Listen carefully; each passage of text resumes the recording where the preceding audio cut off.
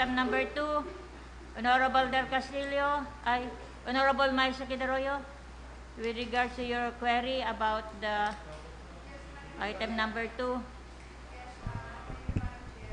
I have earlier conferred with the city budget officer, and I requested that if we can just walk us through the ordinance, if we can flash the ordinance and then Okay, scroll down for, please. City And then Budget the Officer. next page.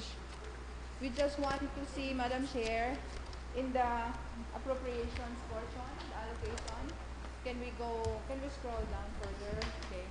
So we'd like for the city budget officer to walk us through and point out each item where in the appropriations ordinances that we have passed, those particular items fall. For example, the first item, Office of the City Mayor, 9 million something. If he could point to us where in the appropriations ordinances which are being consolidated through this ordinance, does that item fall?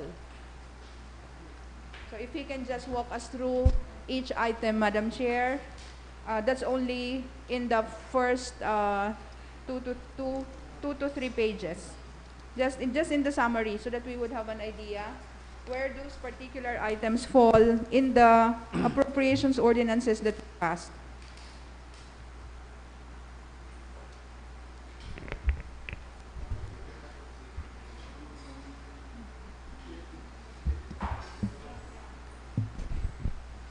Can I respond, Madam Chair? Yes, okay, and Mr. Mendoza. In answer to the query of Councilor Miles, let me start with the first ordinance, Ordinance 2010-010, appropriating for the salary standardization. Yan pong column na personal services, yun na po yan si compliance o kaya appropriation in connection with 2010-010.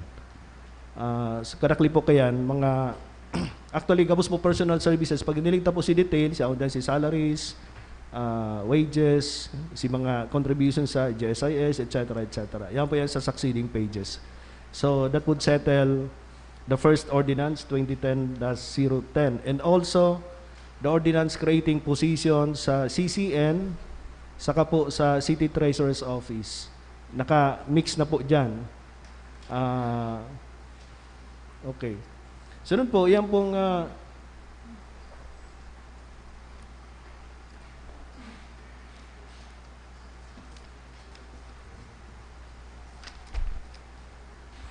ini pong pwede po igdi sa City Social Welfare. Next page, please. City Social Welfare. Okay.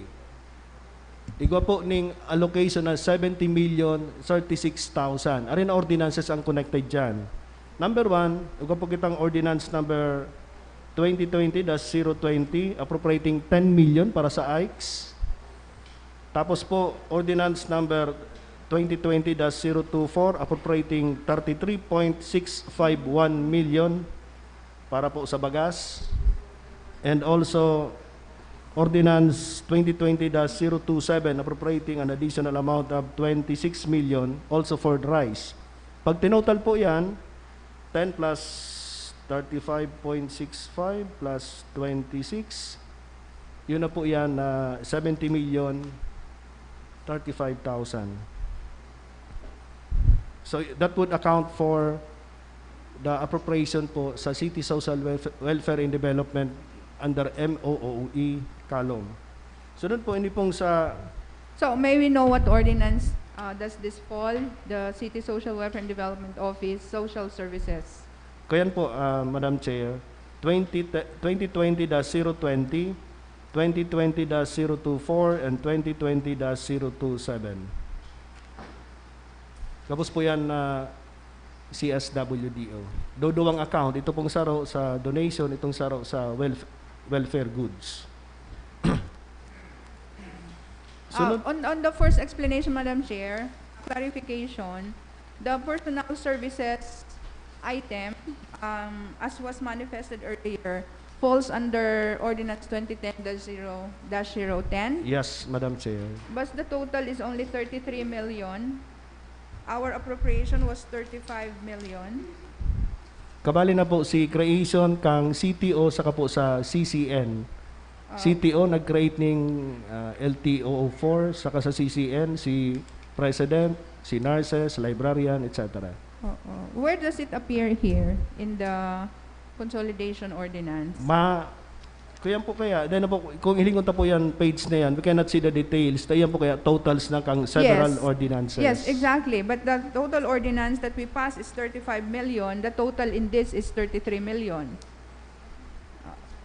Where do we see the one for, you said, the CCN and...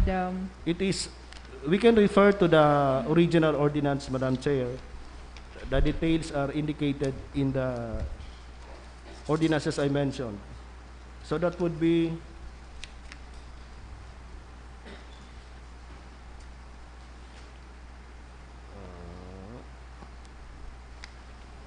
hindi pong sa CCN Ordinance 2020-023. Hindi pong sa City Treasurer Ordinance -022. And Yes. In the summary, Frank, in the summary ordinance, in the ordinance, there is 33 million total, Okay. which you said falls under Ordinance 2020-010. 2020-010. But that ordinance is 35 million.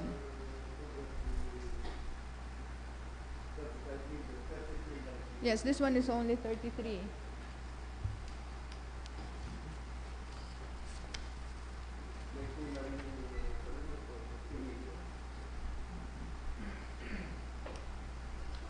Saan siya na-allocate from? Source of fund 35. Kulang siya ng over 2 million. Over 2 million. Ini po kaya, Madam Chair, na other general services, ini po si para sa job order, saka contractual. So it would not fall under personal services. Iyo po. It will not fall under personal services. Yes, Madam Chair. It will fall under maintenance and other operating expenses. Yes. So this ordinance 2020-0110 only allocates 24,662,635 pesos and 25 centavos for personal services. Idagdag na po dyan itong appropriation for CTO and CCN, that would total 33 million. 33 million. Okay.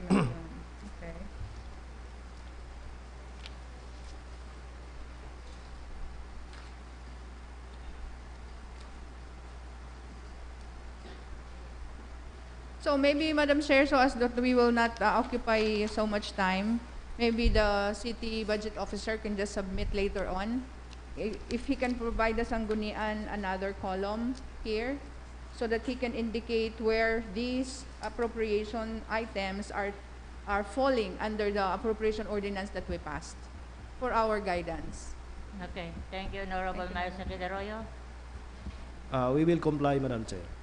Thank you, Mr. Mendoza. So, Honorable Del Castillo, you have a pending motion to approve the said.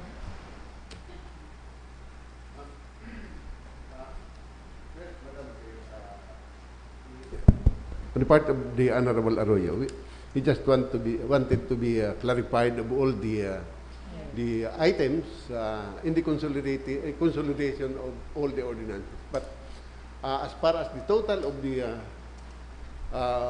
approved ordinance is concerned, in the total of this supplemental budget, if the totals are the same, so there is no more to be reconciled. Only the details sa inagdalagan si Ordinance 2020-010 and so on. Yung man lang yan si gusto maaraman ni Councilor Arroyo, if I'm not mistaken. That's correct, Madam Chair. So that information can be provided later on. That is not a condition to the approval. I'm not objecting. I just want to be clarified. Okay. So if the city budget officer can submit that information within the week, I would appreciate it. But I am not objecting to the approval of this requested authority. Thank you, Madam Chair. Thank you, Honorable. So with that, Secretary Madam Arroyo. Chair, my motion was already seconded previously, so I'll not, and considering that the Honorable Arroyo is not objecting, so So I think this, it's already, okay. Honorable Secretary Arroyo. Sir, when he can submit the requested information? The City Budget Officer. We can submit that details this afternoon or tomorrow. Okay. Thank you, Mr. Mendoza. Okay, approved. Next item. Can we go now? Thank you, Mr. Mendoza. Can we now go to item number 5 since the city assessor is already present with regards to the report of the real property appraisal report involving the TAN properties. Mr.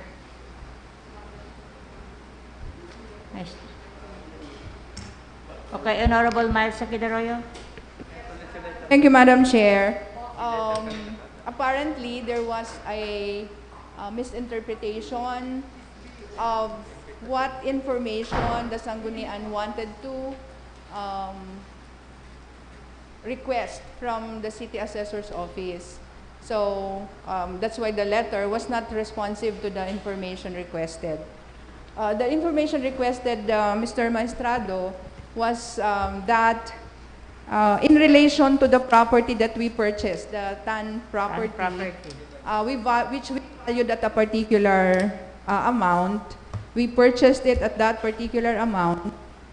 But as appearing in the tax declaration, the property is valued much, much less as declared. So the question is, if we are valuing that property that much, therefore the property surrounding it would have similar value. And yet, the taxes that we are being paid for those properties would of course be based on the tax declared value. So in other words, when we purchase the property, we purchase it at a very high value already, but when taxes are being paid to us, we are valuing it at very low valuation. So the question is, what do we intend to do so that the valuation of the properties would really be true to the value of those properties as based on our appraisal when we purchase properties? So that's the question, Madam Chair. What does the office intend to do so that the value would really be in accordance with their real value as we valued it when we purchased in those surrounding areas? That was the question, Madam Chair. Okay, Mr. Maestrado. Good morning po. Actually po, tama po si Kagawad Miles po dumaan. Ang totoo po talaga, ang tax declaration is very much lower than the purchase price. Kung natatandaan po nindo, ang revision is itong Kagawad body pa ito panahon pa po ni Mayor Robredo, and that was 2008. Kaya po ang tax declaration or inapon na declared value is much lower because that is considered as an agricultural. Pero kung mahiling po talaga nindo, ito pong pigbaluran ko, that is occupied by Naga City Science High School. Yan po dyan si Tinampo po nga napaduman nga doon sa pigpiling ni Mayor na Tinampo. And ang totoo nga ni po kayan, siguro kung nagre-revise po garo kita, baka po siguro nakalamag po kita kang price yung itong actual naman yan.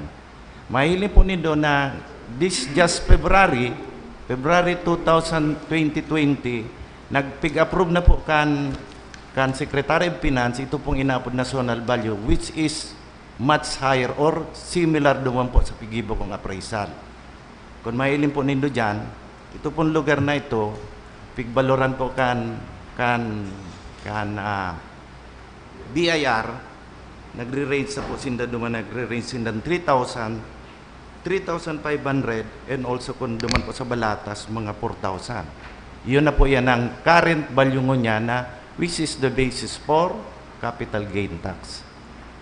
Kaya pumahiling pa ba ganin, no? Si appraisal ko medyo kapareho po and much lower lang po sa tapi di ta magamit po dyan iyan po. Gamito ta na po si pinakababa dyan which is the Gawad Kalinga is still alangka po siya.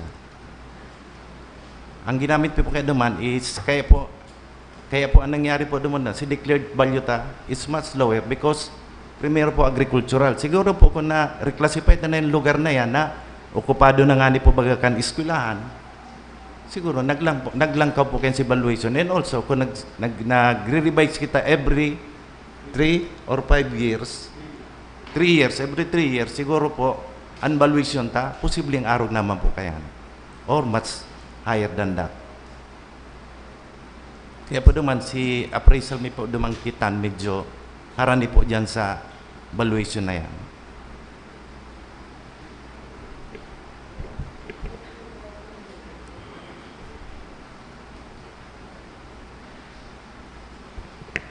Yes, Madam Chair. Okay, Honorable Balde. Yeah, so Arroyo. my question, Madam Chair, is what is the recommendation of the City Assessor Office so that the values of the properties, real properties in Naga would be realistic? Because he is saying it's not anymore really the value. It's not the real value that it has. So ano po ang recommendation kang City Assessor's Office? Based po naman sa mandate man po sa mo, siguro dapat mag-revise na po kita. Every 3 years, kung nag-revise kita every 3 years, siguro po from 2008, nakapira na kita ng revision, nakapira na ko po kitang gining adjustment. Apat na pong revision. Yes. And Has the Sanggunian received a recommendation for revision from the City Assessor's Office? not yet, ma'am. We have not yet submitted, and we are planning to collect data with regards to that, ma'am. And since you've said that if we are faithful to our mandate, there would have been 4 revisions already. Yep. So when can the Sanggunian receive that recommendation from the City Assessor's Office? Kasi para it's long overdue. Yes. Maybe this before the end of the year, ma'am, because we are going to collect data, and also we have to mabisita po sa mga bago pong subdivision, and also maharana po kami kan mga dapat na documents to revise the property or to adjust the property of real properties within the city of Naga. Okay, thank you, Madam Chair. So we are hearing the City Assessor that can be submitted or will be submitted within the year. Thank you, Madam Chair, Okay, and thank you thank to you. our City Assessor. And thank you, Mr. Maestrado. Any other questions? Maya na, remarks? Okay, Honorable Del Castillo. Actually, our basis in the city of Naga for taxation purposes is the ordinance that was passed by this august body sometime in 2008. That's the General Revision of Assessment, wherein we adopted this new schedule of market value then, based on the 2006 to 2007 real property values within the city of Naga. That new schedule of market value took effect January 1 of 2009. So, kung ilingon ta, it's already 11 years na lagi. And under Section 219 of the Local Government Code, local government units are mandated to conduct a general revision of assessment every 3 years. But on my part, Madam Chair, with the current situation that we are in, not only in the city of Naga, but the entire country and the whole world, I think it will not be, it's untimely. Now we will be conducting a general revision next year. Why? Our economy is rather, I think we are in a recession right now. So, baka kung, though it is mandated by law, but siguro dapat i-wait ang maray ang sitwasyon. I'm not saying na dapat mag-submit ang city assessor because they are obliged to do so. And we, at the Sangguniang Panunsod, dapat hilingon taman si sitwasyon. Weighing all the factors na dapat ang tiritimbangon uh, si welfare kan mga constituency, si gabos na mga circumstances in our community. So, the submission of the city assessor's office is really important to us para mahiling ta si real situation. So, thank you very much. Thank you, Madam Chair. Honorable Del Castillo. Any other comment? None. So, thank you, Mr. Maestrado, for coming. And we will expect your proposals. Can we go back to item number with regards to DepEd? I know we have already referred to the Committee on City Properties, but Mr. Ramon Jeronimo, the OIC Principal of San Isidro National High School, is around.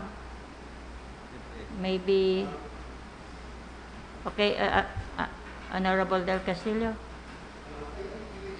Here, the property we are talking about is in Santa Cruz. But if our resource person can enlighten us on the policy of the Department Why? of Education, not only on that particular school sa San Isidro, but the existing policy on the construction and acquisition of school sites, including the construction of building their own, then I think we can give some time to our resource person to explain to us. Pero kung limitado lang duman sa San Isidro, San I think Isidro. there's no sense. I think I heard the mayor instructed Mr. PJ Barosa to call somebody from DepEd. Pwede na po siyang mag-ano, itong sa Santa Cruz property, si donation kang, si Dua po ang ano mo. San Isidro Principal, pero makaka-explain manggaro siya itong sa Dua. Okay? So, can we ask Mr. Jeronimo to please come forward?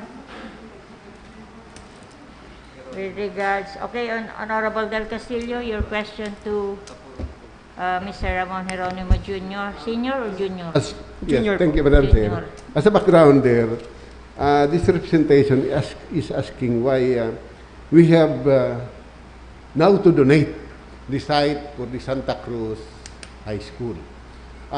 If there are other ways, say, if we can only execute a deed of usufruct for the DepEd to use our Building. property there at Santa Cruz, then I think it would serve the purpose. But if there is a law or a regulation that the school site wherein DepEd will be pouring millions of pesos for the construction of school building should be in the name of the Department of Education. So that's the thing that we want to know. Thank you, Madam Chair. Thank you, Honorable Del Castillo. Rejoin that. Okay, Honorable Del Rosario, before Mr. Madam Chair, Jeronimo. thank you. Thank you. Salamat kita kay Mr. Ronnie mo pag-abot. Pero baka bako po siya ang tamang tao na magsimbag kani Madam Chair. Because pigulayan to this property, aram taman siya po ang ma-assume duman sa San Isidro. Pero hindi po kay in general. So baka po ang whatever na sabiyon taigdi later on baka iba man sa interpretation kang DepEd City Division. So baka ma-compromise man siya, malagta man siya sa alanganin. Because this being aired live and Tano ta? First, the reasons why you were the one who came in this session. Aram ko inapudan nag-apod si PJ sa DepEd. And you were the one sent to attend the session today. Ano pong pwedeng maaraman? Can you give us the necessary information ta ano ta hinahagad kan DepEd na i-donate sa DepEd ining daga kang syudad na tutukdugan kang National High School? Okay po. Good morning po sa Good morning Gabos po, Madam Chair. So actually po, it's been way back with first construction of the two schools, which is the San Isidro and then the Santa Cruz. Due to the pandemic po, nagkaroon po tayo ng sort of hold and everything na in terms of the documents, nagkaroon po tayo ng tinatawag na hold po. So hindi po nag-process. So therefore, it is being stated po in the DepEd Order number 40 series of 2014, one of the requirements of the said documents to be registered in the national is said to be the TCT or the OCT or the deed of donation. So it is one of the requirements stated so that the new schools will be recognized, will be issued with the school ID. And then the rest of that is said to be from the CEO, which is the building permit, and then the MGB, and et cetera, et cetera. And then the counterpart of the DepEd are those said to be the inspection, which is standard for the DepEd. That's why we are asking po in our part as the DepEd representative that the lot or the deed of donation of the lot regarding sa legal matter po is may transfer daw po yung title from the city to DepEd. Honorable Del Castillo. The regulation, Madam Chair, so that we can also look at it. Because remember that there are so many schools in the city that the land is in the name of the City Government of Naga. Pero igwana sindang school ID.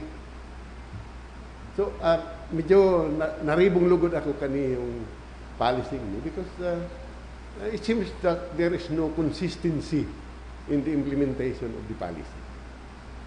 So kaipuhan talaga ba? Is there a directive from that's precisely my point, Madam Chair. Kaipuhan ba talaga na we should look at the whatever is I'm sure there is no law that says so. But maybe a regulation. So siguro mahiling tangon ako ng igwang regulation so that we can act on this particular request. Mr. Geronimo? Okay po. In fact, in terms of the statement of Kagawad, I can't give you the details on that because it is stated only from the DepEd Order number 40, 2014, series of 2014, that the deed of donation is said to be necessary for us to recognize the certain school. So can we ask a directive, itong sinasabi mong DepEd directive na dapat donated sila to DepEd? Yes po. Pwede pong Probably we can provide po the city regarding the said DepEd order. Kasi yan DepEd order lang, but siyempre dapat maaraman kung anong binasehan kayan. Okay Yes, po. sige. Okay, Mr. Honorable Baldemoro. Thank you, Madam Chair. Mahapot ko lang kay Mr. Geronimo. Is there a timeline on the submission? Actually po, the second endorsement already sent to us June 18, in which we need to file this one on July 31, in which we did inform already our Honorable Mayor, so as with the CEO, Engineer Canning, regarding all the documents which is said to be necessary, because in part of the DepEd, we already comply or accomplish the said documents in our part. That's why we're asking for the different documents, which is in part of the LGU. If the deadline is July 31 and we are now July 28, could you provide us the requested DepEd order so that we could facilitate? Actually, Is there a copy already? Yes po. So, igwa naman pala. Madam Chair, there is a copy of the said DepEd order. I know it is the request. Opo, request directive from from the the region It's po. not a, It's not the DepEd Order 40 series of 2014. pero si requirements lang na dapat ma-accomplish nila. Okay. May we request, Madam Chair, the Secretariat to place on the screen the submitted Okay. document by Mr. In- Geronimo? Thank you, Honorable Baldemoro. Honorable Arroyo, while Tin is... Thank you, Madam Chair. If we would recall, we are actually in the process of transferring ownership of city-owned properties where public elementary schools and high schools are erected. We are already in the process because of the need for DepEd to have titles to those properties so that DepEd can continually spend for improvement, expansion. So, kung mayo man po kitang, if we purchase this property in Santa Cruz for the purpose of establishing the school there, mayo man po sigurong problema kung i-donate na yan sa INDA or i-transfer na sa INDA ang ownership because that was our real purpose. Unless, kita po ang mapatugdok ang eskwelahan na iyan, kita ang ma-maintain kayan, kita ang undertake ang mga expenses kayan. So, I really don't see any problem why we would not authorize the mayor now to donate that property to DepEd. Kasi pinurchase na po talaga yan para mag-construct na ng eskwelahan. So if it will facilitate the immediate construction of that school and therefore the immediate achievement of the purpose for which we purchased that property, then what is the problem? I don't see any problem kung makakatabang po yan, like what is being manifested to us by the DepEd representative. Nakaipon po yan para ma-implement na talaga si planong eskwelahan dyan, which is also our plan. So, mayaman ako nahihiling problema, Madam Chair. Thank Okay. you. Thank you, Honorable Mayor Secretary. May I request the Honorable Rosales to kindly... May ano na. Mr. Chair. Mr. Chair. Honorable Rosario. Kita po, willing man kita mag-extending assistance sa DepEd. Very important po baganing project na ni Santa Cruz High School saka San Isidro High School. But during the time that the document from the CLO was presented, mayo kaya ni mga attachments na actually yung nga na pigahanap ko man ano very persistent ang DepEd na hagadon si deed of donation. Pigahanap ko sa mga documents. Ngunyan talaga yan naka-i-reling na ako kuya yung pala niyan ang underlying reasons why the DepEd is so persistent na ma-donate na sa kanya, which is very important. Ako Mr. Chair, mag-object. Kailang inaaralat kayo ni mga documents ani dapat ko ta na kang pig-present ini kang last week pa pigpa-i-reling na sa to yung mga documents na yan. Yan ang ano tayo, si mga documentary requirements. Kaya with this, Mr. Chair, given na yun ang pinaka-purpose man talaga, na pigahagad kang LGU and DepEd, pagtarabangan, may man reason talaga na i-withhold ang passage of a resolution authorizing the city mayor to enter a deed of donation with the DepEd. If there is other angle na pigihiling ang batang members ng sanggunian, sa mga legal minds sa IGD, whether it's use of PRAC or the donation, depende. Pero kung mayo man, Mr. Sir, siguro pwede tanang i-grant yan na resolution. Honorable Del Castillo. Was there a motion already previously made? Mayo pa man, Mr. Chair, but Okay. given this, I move that we grant authority to the city mayor to enter into a deed of donation with DepEd. As far as prior to that, Mr. Chairman. Okay, prior to the motion. First, this matter was first referred to the Committee on City Property. But we are just reconsidering our previous disposition, if we will ever reconsider. If we will look at the document last on the screen, under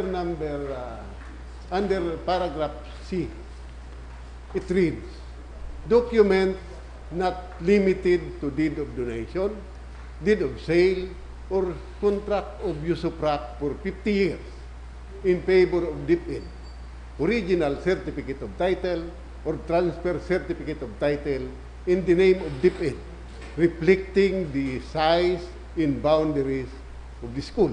So it is not limited to deed of donation, nor deed of sale. But we can execute contract or deed of use of tract for 50 years in favor of DepEd. So it's just the same, Mr. Chair. So there's no need for us to donate the property. We can execute.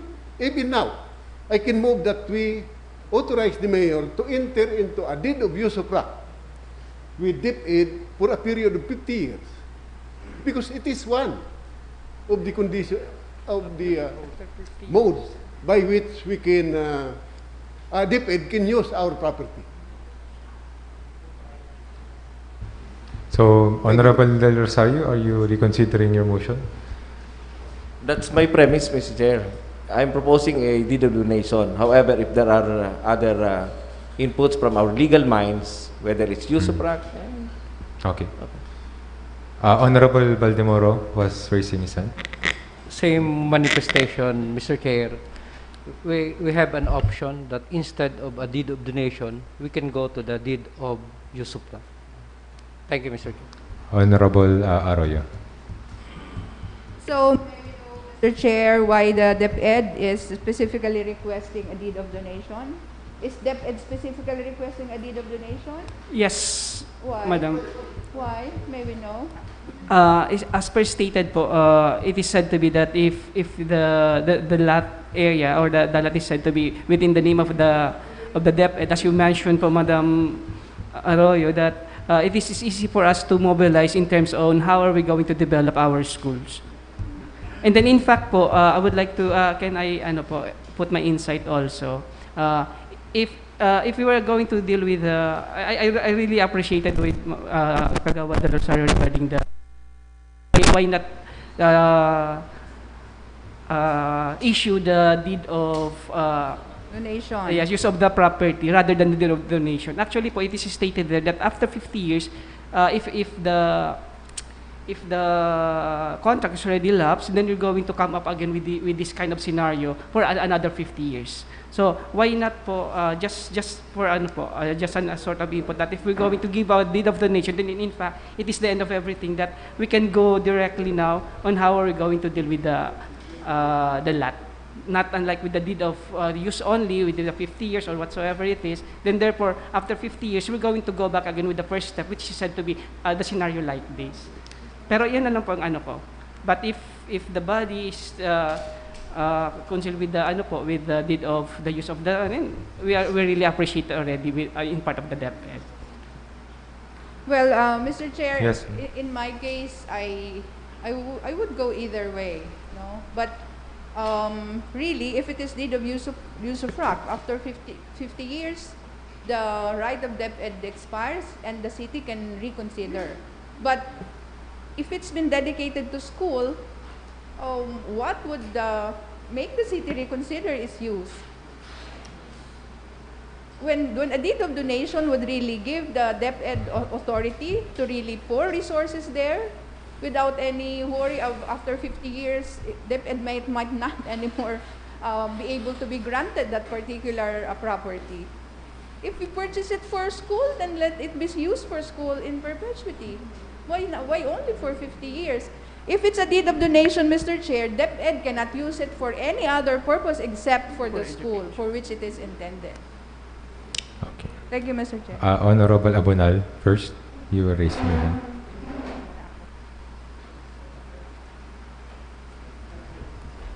Mr. Chair, you will recall that about 2 years ago, there already was a request from DepEd for the elementary schools to be turned over to DepEd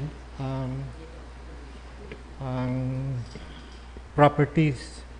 The sentiment then was to hold decision and rather go to use of fact rather than donation. Kasi po, pag dinonate mo yan, you lose control over the property. Ngayon, ang gusto kong sabihin, i-use of fact lang with conditions. The main condition na piko-consider kadto, tanganing may control pa kita sa mga bubungkan eskwelahan na yan para sa ruratal gaya apelyido kun si na konsisay na politiko. If we donate that, desisyon lang ninda yan. Sa inda na yan. Pero pag nag-contract of use of frac, pwede kang magka-conditions. Kung pwede man pala na use of frac, use of frac. Nasa na. Thank you, Mr. Chair. Honorable Kylie was raising her hand first. I'd like to just relay the information to state the reasons as to why DepEd would opt to the option of the deed of donation. There were several factors cited by the DepEd, but I'd like to focus on what Mr. De Leon had told me, that they would like to have the deed of donation po sana, because there have been difficulties in the past in the developments or improvements po of the schools. So that's their first worry. And then second po, there has been issues with regard to the ownership of the school. There were experiences daw po in the past wherein the land was ano ba tawag dito? Yung ano po daw, Mr. Chair, parang binawi yung mga land before. So in status quo, Mr. Chair, parang Concepcion Pequeña pa lang daw po yung DepEd owned. That's as per Sir De Leon po from DepEd. Honorable Del Rosario. Mr. Chair, gusto ko man mahiling ang pangaran ko kuta na Osilito del Rosario. Sa atop. Osilito del Rosario Elementary School. Pero Mr. Chair, given the discussion, I reiterate, I think it's going towards donation. So, Mr. Chair, I move that we grant authority to the City Mayor to enter into a deed of donation as we DepEd as far as Santa Cruz, as per the first request, Santa Cruz High School, Santa Cruz National High School. No, the letter is for Santa Cruz National High School. Mayo pa sa letter na for San Isidro. We await for the San Isidro transmittal. But for now, No. Ang pina-explain talaga sa iya si reasons. So, for Santa Cruz National High School, Mr. I so move, Mr. There's a motion to grant authority to our city mayor to enter into a deed of donation for the Santa Cruz National High School. Any second? There's a second. Clarification. Honorable Del Castillo first. I will object to the donation, but I will go for the contract of use of land. It's just the same. If we will donate the property, though that property is devoted for school, yet if we will be donating the property, we lose ownership over the property. Okay. If we will just execute a deed of use of property, they can use the property for 50 years, even 99 years, because contract of use of property is allowed for 99 years. Okay. But we retain ownership of the property. I think that's the most important thing. Why? I am batting for that. It already happened in the city of Naga. May mga eskwelahan na pigdurunar na sa DepEd. Anong pigparaburugtak? Para nagpintura ning ato, pinugtak sa si pangaran. Kasi nagpapintura. Bako man sa iya ang daga. Bako man siya nagpagipok ang building. Pero pinugtak si pangaran. Pagpintura lang kan eskwelahan. I don't want to that thing to happen in this school. That's why we can even authorize the mayor to enter into a deed of use of for 99 years. Okay. So that is a amendment to the main motion? Yes. That's another motion. So any second to the motion of the Honorable Del Castillo? No? Honorable Valdemoro first. First, Mr. Chair, there is a pending motion. Yes, there's a pending However, my motion. clarification, Mr. Chair, ang inuurolayan ta San Isidro High School. In fact, I am asking for the timeline. Pinahiling sa timeline kang San Isidro is July 31. Mhm. And then the motion is for the Santa Cruz National High School. Mhm. Let be clear on that, Mr. Chair. Yes, the matter in question is a letter from the city legal officer pertaining to the Santa Cruz National High School. But then the matter, Mr. Chair, Mr. Hieronimo is the principal of the San Isidro High School, Mhm. and he is he's explaining the requirements for the San Isidro National High School, not on the Santa Cruz. So, Honorable Arroyo.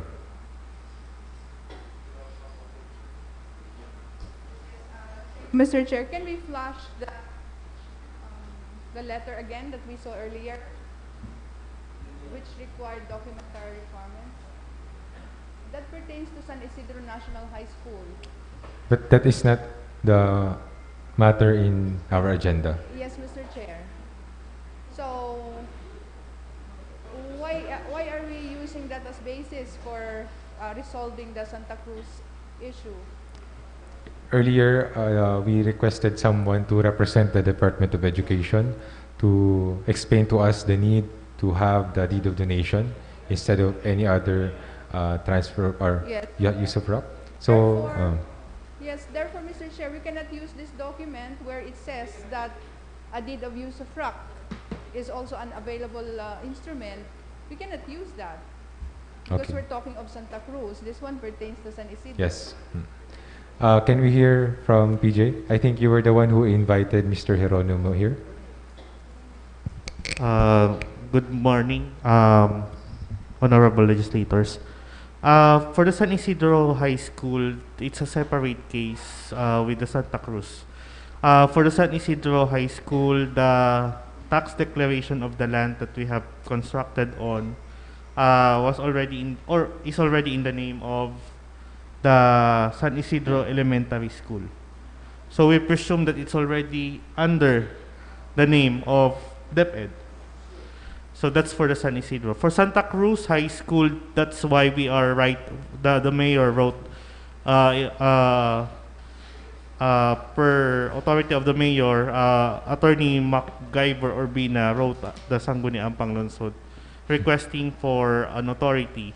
Whether it's a deed of donation or a deed of use of rock, either way will be favorable so long as we will be able to comply with DepEd Order Number 40, Series 2014. It's already written there. I called Sir De Leon, the supposed principal of the Santa Cruz High School. However, DepEd, Mr. De Leon and DepEd sent Mr. Geronimo to answer the query. I relied, of course, with the representation of DepEd that Mr. Geronimo can answer all questions on the matter. Honorable Arroyo. Yes, thank you, Mr. Chair. If the property in San Isidro is now, if the tax deck for that property is now in the name of DepEd, that means we have donated it. Yes. So if we have donated it, why will we be treating Santa Cruz differently? Okay, so there is already a motion of the Honorable Del Rosario, seconded by, I believe, Honorable Albios. So, is there any objection to the motion? So, we go to the votation. Is there any other comment? Honorable Vidal Castillo. Sa kuya pong objection, if we are going, my memory, when I am constructing Barangay Hall at Barangay Kalawag, the DepEd wants to stop my construction. And I did not follow the DepEd request. Instead, I constructed the barangay hall. Now, last year, if we're going to recall, the DepEd requested us to donate the Kalawag Elementary School. Nag-object po ako. Dahil po, kinakaya po ang gabaon itong fence kaya itong Kalawag. Fence. Dahil ko naman yung Kalawag San Felipe Circumferential Road. Kaya dahil man kontra itong DepEd, itong principal, dahil yung, that is the property of the city government. Itong San Isidro Elementary School is different from Santa Cruz. Ang Santa Cruz, ang city government na Naga, iyon nag-purchase kayan. Tapos itong construction kaya itong road, construction ng mga building, funded by the city government of Naga. If we are going to donate the Santa Cruz, mawalan kita ng ownership.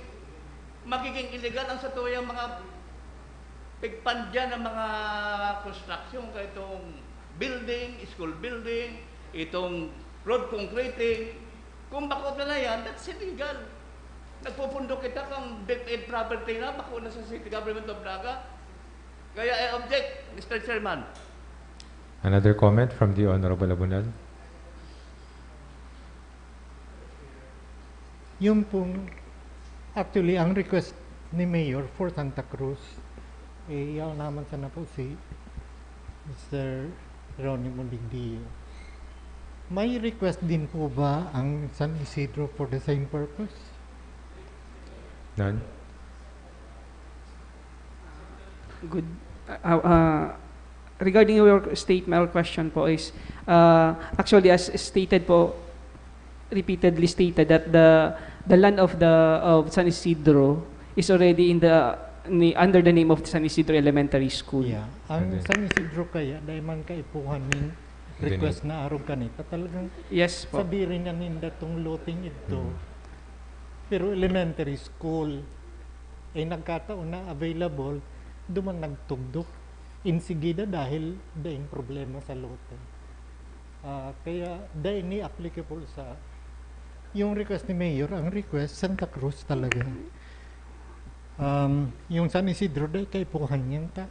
Nasa pangaranan ng DepEd ang San Isidro. Thank you, Mr. Chair. Okay.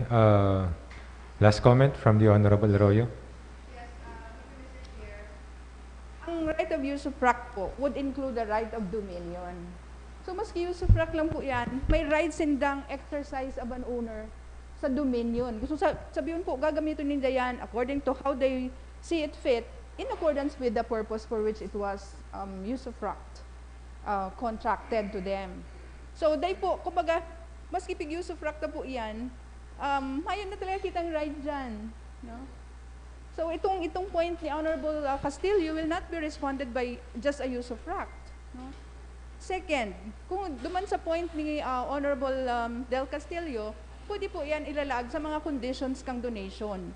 No, na dayan pwedeng ang school na ilalaag dyan, dahi pwedeng laganan ng pangaran. Those things, those can all be responded by a deed of donation. So kay puan po, clarifikaron tangon yan, ano talaga ang interest that will be served? Ano talaga ang advantage? Pag pinag-ulayan ta po ang advantage, not for the city government, but for the public. Kung usufruct lang or donation. Ang purpose na po kayan ay magamit dyan bilang eskwelahan, kaya tayang pigbakal. So, which of these two instruments would best serve that purpose? Kasi kung, like, in-explain ko na po, like, ang point ni Honorable Castillo, that will not be responded by a deed of usufruct. Kasi sa deed of usufruct, they have dominion over the property. Itong point ni Honorable Del Castillo, that can be responded as conditions in the donation. Pero kung gusto ta talaga usufruct, ano ang purpose ta talaga? That will not be achieved. Kasi ang matatada lang po talaga sa tuya, kaya is ownership. Ang mayo lang na right kang DepEd is disposition. Pero gapos na rights of an owner, yaon yan sa iya in a usufruct. So, ang question ko, may makakapugol ba sa DepEd maglaag ng more resources dyan kung usufruct lang yan? Kasi yan po ang consideration ta dyan, na magamit talaga yan to its maximum utility as a school. So, kung usufruct lang po ba, dai ka mo malaag dyan yung resources that you could have given if it were a donated property? I Yan po ang guess- question ko. Would you be in a position to answer that? No, ma'am.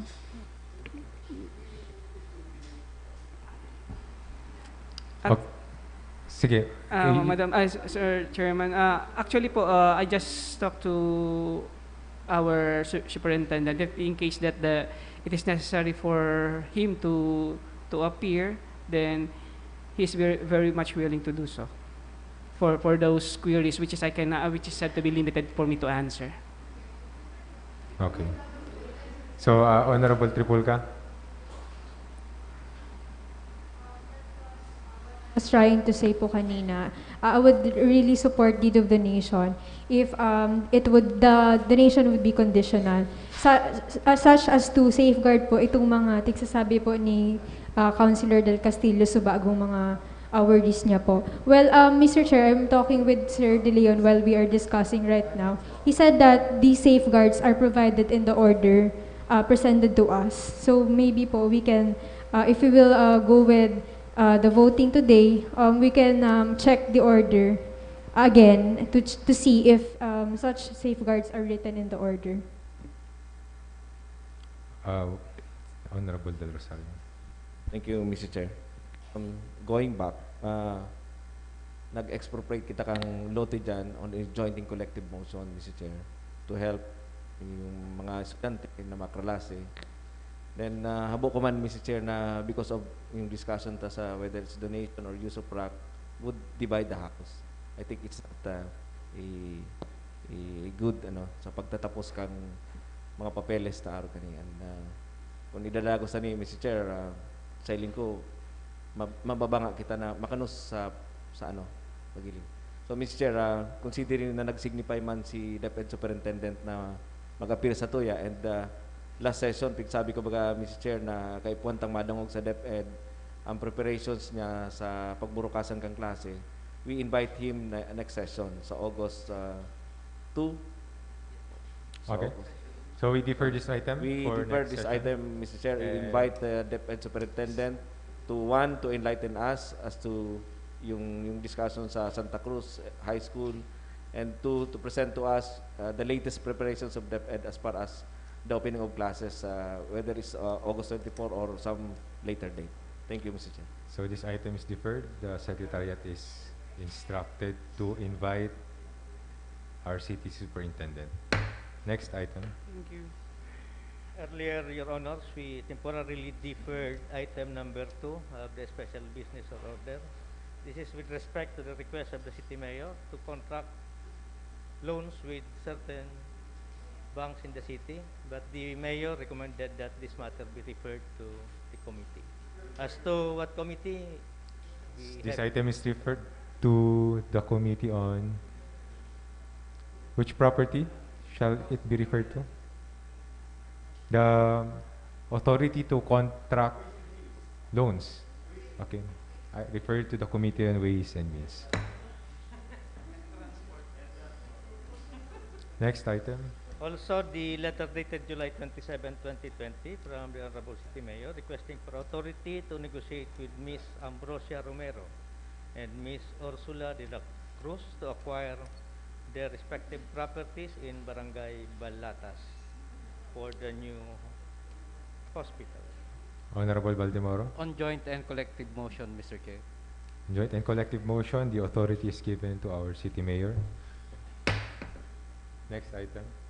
Another item, the item number 3 of the SBO, the request of the City Mayor for a resolution requesting the President, Rodrigo Duterte, through the Department of Budget and Management Secretary, to finance the construction of certain city projects.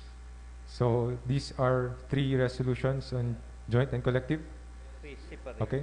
So for the request to our president to finance certain projects in the city government on joint and collective motion.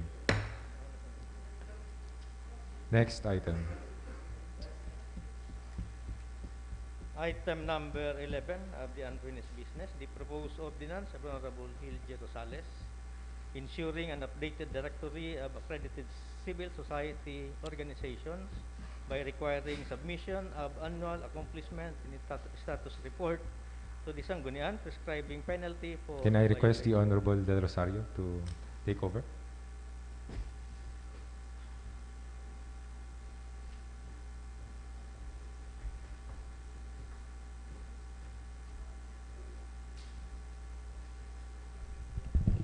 Good afternoon. We now discuss the proposed ordinance of Councilor Gil Rosales. Thank you. Thank you, Mr. Chair. Yes, please go ahead. This proposed ordinance already incorporates the suggestions discussed when it was last presented to the Sangguniang, particularly on item 5 and section 5 and section 6. Section 5, this is the this proposes the can I request him to go to the lower part of this proposed ordinance? So particularly the request of the Honorable Del Rosario to make the withdrawal of accreditation more explicit. So I have included on section 5 that the posting in letter C, the Sangguniang shall, no, in letter D, the Sangguniang shall post in at least 3 conspicuous places the updated CSO directory. So I have included that the posting shall include the list of non-compliant CSOs in 3 conspicuous places in the city government. Also in section 6, I have amended the whole section 6 to provide 30 days for the non-compliant CSOs to comply with the requirement, and further non-compliance will subject them to automatic withdrawal of the accreditation without further notice to the non-compliant CSOs. And with the recommendation of the Honorable Arroyo to indicate the rights and privileges of accredited CSOs, I have enumerated three of them here. So first is the membership in the recognized People's Council for the purpose of nominating representatives for membership in the city special bodies and councils. And the second and third items are those which are already provided in the People Empowerment Ordinance, which I have included in this proposed ordinance. So this is already being presented for approval on third and final reading. I so move, Mr. Chair. So we are now approving on third and final reading the ordinance authored by Councilor Gil Rosales, an ordinance ensuring an updated directory of accredited civil service organizations by requiring the submission of an annual accomplishment and status report to the Sangguniang Palunsod, prescribing penalty for violations thereof.